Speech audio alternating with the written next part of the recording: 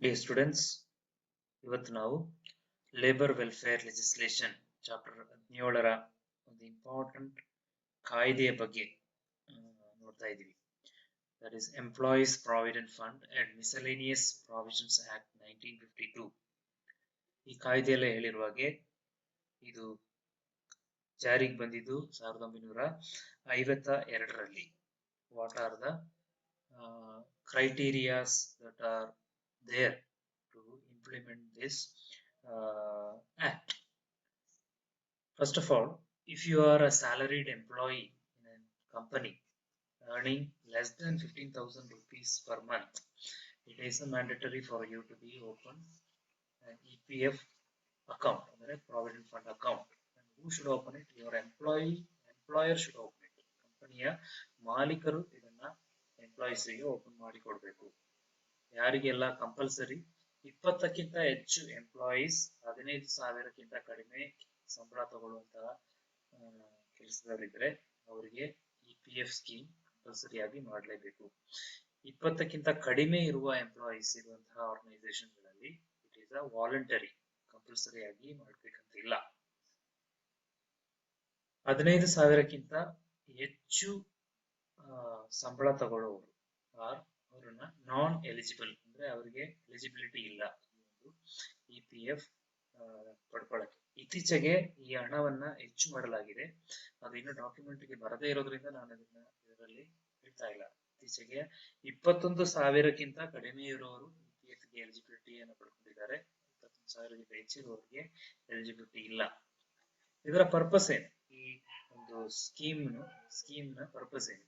To provide retirement benefits in case of death to their dependents, provide insurance to workers against the risk of old age, retirement, discharge, death of the workers. As the points are self-explanatory, it is very clear there that EPF fund, Employees Provident Fund ನ ಉದ್ದೇಶ ಮತ್ತು ಅವಶ್ಯಕತೆ ಏನಂದ್ರೆ, ವಯಸ್ಸಾದಾಗ retirement fund ಆಗಿ ಅದು ಅವರಿಗೆ benefit ಆಗುತ್ತೆ. ಅದ್ರ ಜೊತೆಗೆ ಬೈ ಚಾನ್ಸ್ ಏನಾದ್ರು ಆಕ್ಸಿಡೆಂಟ್ ಆಗಿ ಕೆಲಸ ಮಾಡ್ತಾ ಇರುವಾಗ ಇಮಿಡಿಯೇಟ್ ಡೆತ್ ಏನಾದ್ರು ಆದ್ರೆ ಅವರ ಡಿಪೆಂಡೆಂಟ್ಸ್, ಪೇರೆಂಟ್ಸಿಗಾಗಿರ್ಬೋದು ಅಥವಾ ಅವರ ಮಕ್ಕಳಿಗಾಗಿರ್ಬೋದು, ಆ ಒಂದು ಕಾಯ್ದೆ ಅಡಿಯಲ್ಲಿ ಅವರಿಗೆ ಸ್ವಲ್ಪ ಬೆನಿಫಿಟ್ಸ್, ಹೆಲ್ಪ್ ಸಿಗ್ತದೆ. ಇದನ್ನ ಯಾವ ರೀತಿಯಲ್ಲಿ ನಡೆಸ್ತಾ ಇದ್ದಾರೆ? What is the administration wing, how it is administered? First point is explained to you. Registered under Cooperative Societies Act. It is registered under Cooperative Society Act ಅನ್ನುವ ಒಂದು ಕಾಯ್ದೆ ಕೆಳಗೆ ಇದನ್ನು ರಿಜಿಸ್ಟರ್ ಮಾಡಲಾಗಿದೆ. It is under the control of central and state government, administered through EPFO ಅನ್ನುವ ಒಂದು organization. EPFO, Employees Provident Fund Organization ಅನ್ನುವ ಒಂದು ಇನ್ಸ್ಟಿಟ್ಯೂಷನ್ ಕೆಳಗಡೆ ಇದನ್ನ ನಡೆಸ್ತಾ ಇದ್ದಾರೆ. ಅಂಡರ್ ದ ಕಂಟ್ರೋಲ್, ಇದು ಯಾರ ಕಂಟ್ರೋಲ್ ಅಲ್ಲಿ ಇದೆ? It is under the control of ministry of labour and head office in Delhi. So ಈ ಒಂದು structure of provident fund administrative structure ಈ ರೀತಿಯಲ್ಲಿದೆ. ಸೆಂಟ್ರಲ್ ಗವರ್ಮೆಂಟ್, ಸ್ಟೇಟ್ ಗವರ್ಮೆಂಟ್ ಮತ್ತು ಲೋಕಲ್ ಗವರ್ಮೆಂಟ್, ಲೋಕಲ್ ಡಿಪಾರ್ಟ್ಮೆಂಟ್ ಆಫೀಸ್ಗಳಿರುತ್ತೆ. ಇದ್ರ ಮುಖಾಂತರ ಈ ಒಂದು ಸ್ಕೀಮ್ ಅನ್ನ ನಡೆಸ್ಕೊಂಡು ಹೋಗ್ತಾ ಇದ್ದಾರೆ. ಏನ್ ಕೆಲಸಗಳನ್ನ ಇವರು ಮಾಡ್ತಾರೆ? ಈ ಅಡ್ಮಿನಿಸ್ಟ್ರಿಂಗ್ ವಿಂಗ್ ಏನ್ ಕೆಲಸಗಳನ್ನ ಮಾಡ್ತಾರೆ? Role of the board, administering fund ಫಂಡನ್ನ ಸರಿಯಾದ ರೀತಿಯಲ್ಲಿ ಚಾಲನೆ ಮಾಡೋದು, ಕಲೆಕ್ಟ್ ಮಾಡೋದು ಮತ್ತು ಡಿಸ್ಬರ್ಸ್ ಮಾಡೋದು ಮತ್ತು ಲೆಕ್ಕಗಳನ್ನ ಕೈಯಾಗಿಟ್ಕೊಳ್ಳೋದು, maintain account, income and expenditure, delegation of power for administration of the schemes, ಅಂದ್ರೆ ಕೆಲವರಿಗೆ ಅದನ್ನ ಸರಿಯಾದ ರೀತಿಯಲ್ಲಿ ನೋಡ್ಕೊಳ್ಳಕ್ಕಿರುವ ಅಧಿಕಾರವನ್ನ ವಹಿಸ್ಕೊಡೋದು, auditing and submission of annual report to the government, ಪ್ರತಿ ವರ್ಷ ಅದನ್ನ ಆಡಿಟಿಂಗ್ ರಿಪೋರ್ಟ್ ಮಾಡಿ ಗವರ್ಮೆಂಟ್ಗೆ ಸಲ್ಲಿಸೋದು, ಈ ಕೆಲಸವನ್ನ ಇವರು ಮಾಡ್ತಾರೆ. ಇದರಲ್ಲಿರುವ ಮೇನ್ ಪ್ರಾವಿಷನ್ಸ್ ಏನಲ್ಲ, ಈ ಆಕ್ಟ್ ಅಲ್ಲಿ ಇರುವ main provisions: employees provident fund scheme 1952 start ಆಯ್ತು. ಎಂಪ್ಲಾಯೀಸ್ ಡೆಪಾಸಿಟ್ ಇನ್ಶೂರೆನ್ಸ್ ಸ್ಕೀಮ್ ಅನ್ನೋದನ್ನ 1976ರಲ್ಲಿ ಇದಕ್ಕೆ ಆಡ್ ಮಾಡಲಾಯಿತು. ಅದ್ರ ಜೊತೆಗೆ ಎಂಪ್ಲಾಯೀಸ್ ಪೆನ್ಷನ್ ಸ್ಕೀಮ್ 1995 ಅಲ್ಲಿ ಎಂಪ್ಲಾಯೀಸ್ ಪೆನ್ಷನ್ ಸ್ಕೀಮ್ ಅನ್ನ ಕೂಡ ಇದರೊಳಗೆ ಈ ಒಂದು ಪ್ರಾವಿಡೆಂಟ್ ಫಂಡ್ ಅನ್ನುವ ಅಂಬ್ರೆಲಾದ ಕೆಳಗೆ ತರಲಾಯಿತು. ಇವೆಷ್ಟು ಇದ್ರ ಬಗ್ಗೆ ನೀವು ತಿಳ್ಕೊಳ್ಬೇಕಾದಂತಹ ವಿಷಯ. ಈ ಒಂದು ಸ್ನ್ಯಾಪ್ಶಾಟ್ ಅನ್ನು ನೋಡ್ತಾ ಇದ್ದೀರಾ. This is the official website of employees provident fund organisation India. ಈ ಒಂದು ಬ್ಲಾಗ್ ಅಲ್ಲಿ ನೀವು ಎಂಟರ್ ಆದ್ರೆ ಈ ಒಂದು URL ನ ಟೈಪ್ ಮಾಡಿದ್ರೆ ಈ ಒಂದು ಬ್ಲಾಗಿಗೆ ಎಂಟರ್ ಆಗ್ಬೋದು. ಅಲ್ಲಿ ನಿಮಗೆ ಈ ಎಂಪ್ಲಾಯೀಸ್ ಪ್ರಾವಿಡೆಂಟ್ ಫಂಡ್ ಬಗ್ಗೆ ಎಲ್ಲಾ ರೀತಿಯ ಮಾಹಿತಿಯನ್ನ ಕಲೆಕ್ಟ್ ಮಾಡ್ಕೋಬಹುದು. ಈಗಾಗಲೇ ನಾನು ಹೇಳಿರುವಂತಹ ವಿಷಯವನ್ನ ಮತ್ತೊಮ್ಮೆ ನೀವು ನಿಮ್ಮ ಬುಕ್ ಅಲ್ಲಿ ನೋಡ್ಕೊಳ್ಳಿ. Employees provident fund and miscellaneous provisions act 1952. ಇದ್ರ ಕೆಳಗಡೆ ಈ ನಾನು ಹೇಳಿರುವಂತಹ ಎಲ್ಲಾ ಪಾಯಿಂಟ್ಸ್ ಅನ್ನ ಮತ್ತೊಮ್ಮೆ ನೀವು ಓದ್ಕೋಬಹುದು. It is explained here point by point. ಈಗ ಹೇಳಿರುವಂತಹ ವಿಷಯವನ್ನ ನಾನು ಸಮ್ಮರಿ ಮಾಡಿ ಹೇಳಿದ್ದೀನಿ. ಅದೆಲ್ಲವನ್ನ ಈ ಬುಕ್ ನಲ್ಲಿ ನೀವು ಇನ್ ಡೆಪ್ತ್ ಓದ್ಕೊಂಡು ಅರ್ಥ ಮಾಡ್ಕೋಬಹುದು. Main points whatever I have shared with you ಅದನ್ನ ಕಲ್ತ್ಕೊಳ್ಳಿ and keep it also for your life, that this is not only for exam, that you should know for your life that these provisions are there for an employee who is working in a company. Thank you. Here again seeing another important act, Workmen's Compensation Act 1923.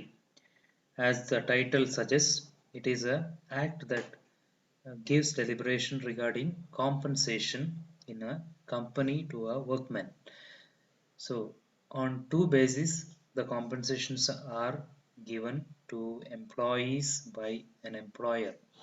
So the payment is done to the dependents or to the employee himself in case of injury and accident, and in case of death the payment is done to the dependents.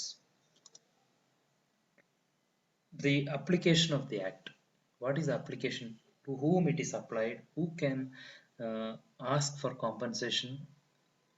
All these things are mentioned in the introduction part of this act in your textbook. Railway servants, persons employed in factories, all the factories are under this, mines, plantations, mechanically propelled vehicles, construction workers, other hazardous occupations. Hazardous andre dangerous occupations. ಅಂದ್ರೆ ಈ ರೀತಿಯ ಕ್ಯಾಟಗರಿಯಲ್ಲಿ ಕೆಲಸ ಮಾಡುವವರು ಎಲ್ಲರೂ ಕೂಡ ಈ ಒಂದು act ನ ಒಳಗಡೆ ಬರ್ತಾರೆ. All those who are able. What are the provisions in the act? First point, employer must pay compensation. ಯಾರಿಗೆಲ್ಲ ಒಬ್ಬ ಎಂಪ್ಲಾಯರ್ ಮಾಲೀಕ ಕಾಂಪನ್ಸೇಷನ್ ಅನ್ನ ಕೊಡಬೇಕು. Injury by accident during work, ಅಂದ್ರೆ ಕೆಲಸ ಮಾಡುವ ಸಮಯದಲ್ಲಿ ಏನಾದ್ರೂ ಇಂಜುರಿ ಆದಾಗ, ಏನಾದ್ರೂ ಆಕ್ಸಿಡೆಂಟ್ ಆದ್ರೆ ಅಂತಹ ಸಂದರ್ಭದಲ್ಲಿ ಮಾಲೀಕ ಎಂಪ್ಲಾಯೀಸ್ಗೆ ಕಾಂಪನ್ಸೇಷನ್ ಅನ್ನ ಕೊಡಬೇಕು.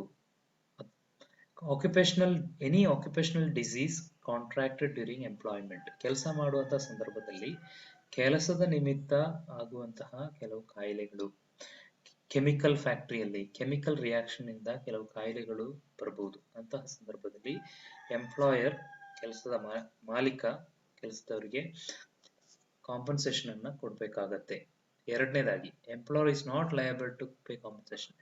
ಯಾವ ಸಂದರ್ಭದಲ್ಲಿ ಯಾರಿಗೆ ಕಾಂಪನ್ಸೇಷನ್ ಕೊಡಬೇಕಾಗಿಲ್ಲ. First point, if the injury does not lead to disablement exceeding 3 days, 3 ದಿನಕ್ಕಿಂತ ಹೆಚ್ಚಾಗಿ ಈ ಆಗಿರುವಂತಹ ಇಂಜುರಿ ಆ ವ್ಯಕ್ತಿಯನ್ನ ಡಿಸೇಬಲ್ಮೆಂಟ್ ಅಂದ್ರೆ ಕೆಲಸ ಮಾಡಕ್ಕಾಗದಿರುವಂತೆ ಮಾಡದೇ ಇದ್ರೆ ಅವನು ಪೇಮೆಂಟ್ ಮಾಡಬೇಕಾಗಿಲ್ಲ. If the workman was under the influence of drugs during accident, ಈ ಆಕ್ಸಿಡೆಂಟ್ ಸಂದರ್ಭದಲ್ಲಿ ಏನಾದ್ರೂ ಆಕ್ಸಿಡೆಂಟ್ ಆದಾಗ ವರ್ಕ್ ಪ್ಲೇಸ್ ಅಲ್ಲಿ ಆ ವರ್ಕ್ಮ್ಯಾನ್ ಆಲ್ಕೋಹಾಲಿಕ್ ಡ್ರಿಂಕ್ಸಿಗೋ ಡ್ರಗ್ಸಿಗೋ ಅಡಿಕ್ಟ್ ಆಗಿದ್ದರೆ ಅಂತವರಿಗೆ ಕಾಂಪನ್ಸೇಷನ್ ಸಿಗೋದಿಲ್ಲ. Wilful disobedience of workman leading to accident, ಅಂದ್ರೆ ಕೆಲಸ ಮಾಡಬೇಡ ಅಂತ ಹೇಳಿ ಕೂಡ, ಫಾರ್ ಎಕ್ಸಾಂಪಲ್ 8 hours ಕೆಲಸ ಮಾಡಿ ಆದ್ಮೇಲೆ ಮನೆಗೆ ಹೋಗ್ಬೇಕು, ರೆಸ್ಟ್ ತಗೋಬೇಕು ಅಂದ್ರೂ ಕೂಡ ಕಂಟಿನ್ಯೂಸ್ ಆಗಿ ಏನಾದ್ರು ಡೇಂಜರಸ್ ಆಗಿರುವ ಮಷಿನ್ಗಳ ಹತ್ರ ಕೆಲಸ ಮಾಡಿ ಆಕ್ಸಿಡೆಂಟ್ ಮಾಡ್ಕೊಂಡ್ರೆ ಅಂತಹ ಸಂದರ್ಭದಲ್ಲೂ ಕೂಡ ಅವರಿಗೆ compensation ಕೊಡಬೇಕಾಗಿಲ್ಲ.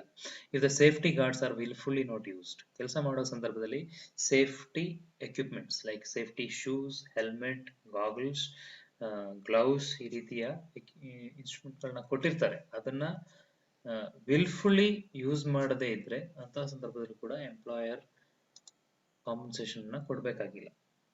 Now how the act is implemented, the administrative way, ಯಾವ ರೀತಿಯಲ್ಲಿ ಇದನ್ನ ಅಡ್ಮಿನಿಸ್ಟ್ರೇಟ್ ಮಾಡ್ತಾ ಇದ್ದಾರೆ first of all the state government ಏನ್ ಮಾಡ್ತಾರೆ, ಸ್ಟೇಟ್ ಗವರ್ಮೆಂಟ್ ಒಫಿಷಿಯಲ್ ಗೆಜೆಟ್ ಅಲ್ಲಿ ಒಂದು ವ್ಯಕ್ತಿಯನ್ನ ಕಮಿಷನರ್ನನ್ನ ಅಪಾಯಿಂಟ್ ಮಾಡಿ ಪಬ್ಲಿಷ್ ಮಾಡ್ತಾರೆ.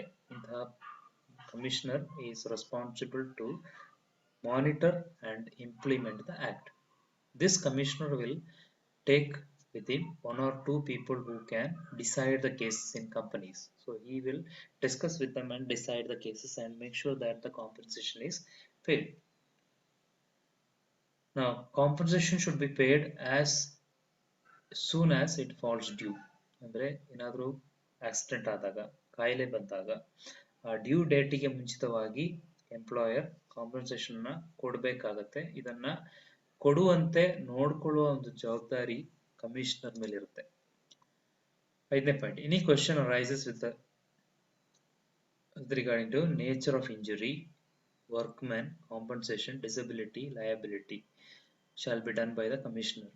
ಎನಿ ಕ್ವೆಶ್ಚನ್, ಏನಾದರೂ ಸಂಶಯಗಳು, ವರ್ಕ್ಮೆನ್ ಇಂಜುರಿ ಒಳಗಾದಂತಹ ವ್ಯಕ್ತಿ ಅಥವಾ ಸಾವಿಗೀಡಾದಂಥ ವ್ಯಕ್ತಿ ಅಥವಾ ಏನಾದರೂ ಕಾಯಿಲೆಗೆ ಒಳಗಾದಂಥ ವ್ಯಕ್ತಿ, ಆ ಬಗ್ಗೆ ಏನಾದರೂ ಸಂಶಯಗಳಿದ್ರೆ ಅದನ್ನ ಕಮಿಷನರೇ, ಯಾರು ಸ್ಟೇಟ್ ಡಿಪಾರ್ಟ್ಮೆಂಟ್ ಕಡೆಯಿಂದ ಯಾರನ್ನ ಅಪಾಯಿಂಟ್ ಮಾಡಿರ್ತಾರೋ ಅವರು ಅದನ್ನ ಬಗೆಹರಿಸಬೇಕು. No civil court shall have jurisdiction to settle such matter. ಅಂದ್ರೆ ಈ ವಿಷಯವನ್ನ ಕೋರ್ಟ್ ನಲ್ಲಿ ಡಿಸ್ಕಸ್ ಮಾಡಲಿಕ್ಕೆ ಆಗೋದಿಲ್ಲ. State government by notification demand the report regarding injury, compensation paid, etc. So state government ಏನ್ ಮಾಡಬಹುದು, ಈ ಕಮಿಷನರ್ ಮುಖಾಂತರ ಪ್ರತಿ ಎಂಪ್ಲಾಯರ್ ಅಲ್ಲಿ ಅವರ ಕಂಪನಿಯಲ್ಲಿ ವರ್ಕರ್ಸ್ಗೆ ಸರಿಯಾದ ರೀತಿಯಲ್ಲಿ ಕಾಂಪನ್ಸೇಷನ್ ಕೊಟ್ಟಿರುವಂತಹ ರಿಪೋರ್ಟ್ಸ್ ಅನ್ನ ಡಿಮ್ಯಾಂಡ್ ಮಾಡಬಹುದು. ಮತ್ತು ಯಾರಾದರೂ ಈ ರಿಪೋರ್ಟ್ ಅನ್ನ ಕೊಡದೆ ಹೋಗಿದ್ರೆ, whoever fails to maintain a notice book in this regard is punishable with fine. ಅಂದ್ರೆ ಯಾರಾದ್ರೂ ಇದನ್ನ ಕೊಡದೆ ಹೋಗಿದ್ರೆ, ಅಂತಹ ಒಂದು ರೆಕಾರ್ಡ್ ಅನ್ನ ಕಂಪನಿಯಲ್ಲಿ ಮೇಂಟೈನ್ ಮಾಡದೇ ಇದ್ರೆ ಅಂತವ್ರ ಮೇಲೆ ಅವರು ಬೇಕಾದ್ರೆ ಆಕ್ಷನ್ ತಗೋಬಹುದು.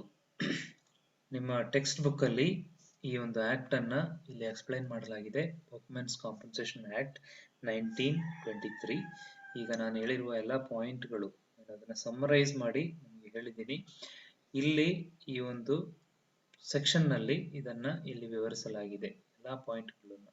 ಇದನ್ನ ಓದ್ಕೊಂಡು ಅರ್ಥ ಮಾಡ್ಕೊಳ್ಳಕ್ಕೆ ಈ ಕ್ಲಾಸ್ ಅನ್ನ ಉಪಯೋಗಿಸ್ಕೋಬಹುದು. Thank you.